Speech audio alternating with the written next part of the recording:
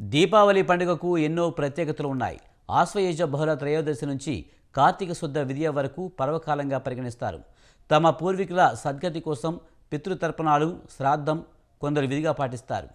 కొరువులు మండించి ఆకాశం వైపు చూపించడం, దీపం వెలిగించడం ద్వారా పితరులకు ఉత్తమ లోకప్రాప్తి కలగాలని కోరుకోవడం సాంప్రదాయం. ఈ దీపపర్వం అటు పితృదేవతలకి, ఇటు దేవతలకి కూడా సంబంధించింది. ప్రాతకాలంలో అభ్యంగం, మధ్యాహ్నం పితృతర్పణలు, సాయంకాలం దీపాలు వెలిగించడం, లక్ష్మీదేవిని పూజించడం ఈ పండుగ విధులుగా ధార్మిక గ్రంథాలు వివరించాయి.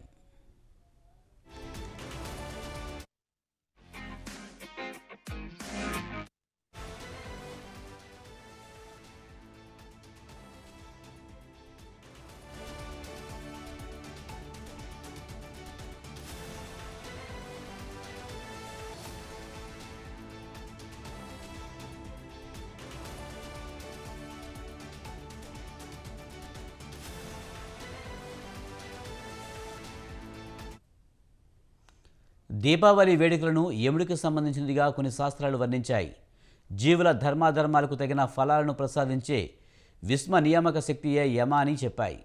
నియంత్రించి, నిగ్రహించి, నియమించే దేవత అని యమ శబ్దానికి అర్థం. పాపఫలంగా కలిగే దుఃఖమే నరకం.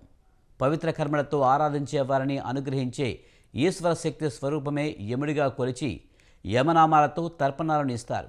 యమ, వైవసత్వ, ధర్మరాజు, కాలస్వరూప మొదలైన యమనామాల స్మరణ అకాల మృత్యువు, దుఃఖాల నుంచి విముక్తి కలిగిస్తుందని శాస్త్రోక్తి. నరక చతుర్దశి రాత్రిని కాలరాత్రిగా, దీపావళి అమావాస్య నాటి రాత్రిని మహారాత్రిగా శాక్తేయ శాస్త్రాలు అభివర్ణించాయి.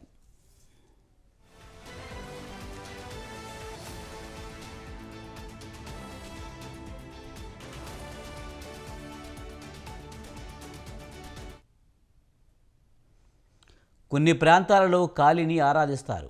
ఈరోజు ఏ మనోభావాలతో ఉంటారో రానున్న సంవత్సరమంతా అలానే ఉంటారని కొందరి నమ్మకం. అందుకే ప్రయత్నపూర్వకంగానైనా సంతోషం, పరస్పర స్నేహభావాలతో పండుగ జరుపుకుంటారు. దక్షిణ దిక్పాలకుడైన యముని ఆరాధన కోసం దీపావళి రాత్రి ప్రారంభంలో దీపలక్ష్మిని, ధనలక్ష్మిని పూజించి ఉత్తర దిక్పాలకుడైన కుబేరుని ఆరాధించడం కొన్ని చోట్ల పద్ధతి. ధనత్రయోదశి నుంచి దీన్ని ధన సంబంధ పర్వంగా పేర్కొంటారు.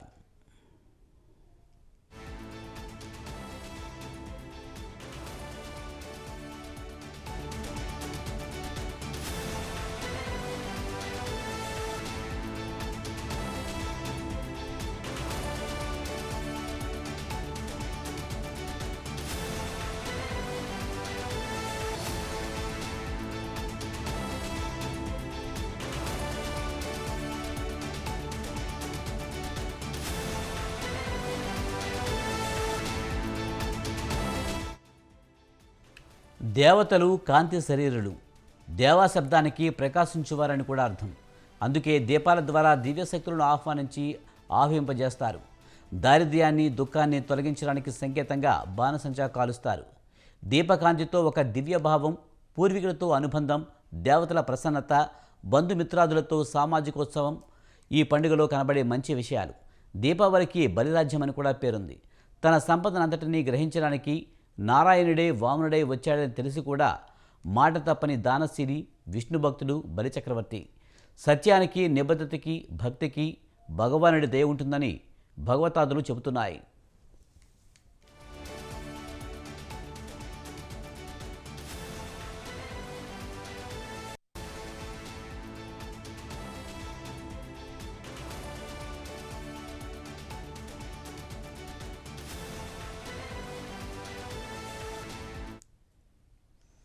పరిశుభ్రమైన ఇళ్లలో దేవతలు నెలకొని అనుగ్రహిస్తారనే భావనతో దీపావళి జరుపుకోవాలి. వీధి గుమ్మాన్ని పసుపు కుంకుమలతో, మామిడి తోరణాలతో మంగళకరంగా తీర్చిదిద్ది దానికి సమీపంలో దీపాలను వెలిగించాలి. దీపం జ్ఞానానికి, ఆనందానికి, దివ్యత్వానికి సంకేతం. జ్ఞానానందాల దివ్యత్వాన్ని ఉపాసించి ఆ దివ్యశక్తి కృపను పొందే అవకాశమే దీపావళి పండుగ.